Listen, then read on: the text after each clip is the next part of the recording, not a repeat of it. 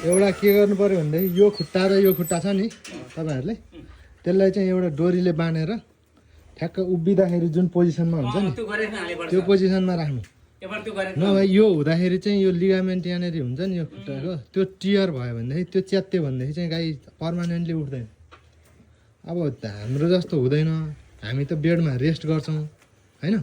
गाईहरू चाहिँ अब उठ्नको लागि धेरै गाह्रो भएपछि बल गर्छ, त्यो आफ्नो हिसाबले बल गर्छ। बल गर्दाखेरि झन् चाहिँ अरू ड्यामेज हुन्छ होइन। होइन मिसिन यो मिसिनले चाहिँ गाई उठ्ने जस्तो मैले छाँटकाँट देखिनँ। किन भनेदेखि यो यसरी चाहिँ खुट्टा फटाउन मिल्यो भनेदेखि त यो खुट्टा यसरी फटाउनु मिल्ने हुनु हुँदैन कि बेल्टलाई।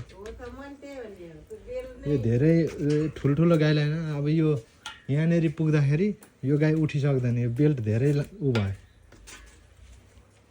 खुट्टा छ नि तपाईँहरूले त्यसलाई चाहिँ एउटा डोरीले बाँधेर ठ्याक्क उभिँदाखेरि जुन पोजिसनमा हुन्छ नि त्यो पोजिसनमा राख्नु। नभए यो हुँदाखेरि चाहिँ यो लिगामेन्ट यहाँनिर हुन्छ नि यो खुट्टाको त्यो टियर भयो भनेदेखि त्यो च्यात्यो भनेदेखि चाहिँ गाई पर्मानेन्टली उठ्दैन। अब हाम्रो जस्तो हुँदैन, हामी त बेडमा रेस्ट गर्छौँ होइन। गाईहरू चाहिँ अब उठ्नको लागि धेरै गाह्रो भएपछि बल गर्छ, त्यो आफ्नो हिसाबले बल गर्छ। बल गर्दाखेरि झन् चाहिँ अरू ड्यामेज हुन्छ होइन। होइन मिसिन यो मिसिनले चाहिँ गाई उठ्ने जस्तो मैले छाँटकाँट देखिनँ।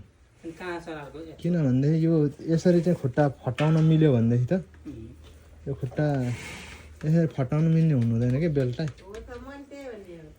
यो धेरै ठुल्ठुलो गाईलाई होइन, अब यो यहाँनिर पुग्दाखेरि यो गाई उठिसक्दैन, यो बेल्ट धेरै उ भयो।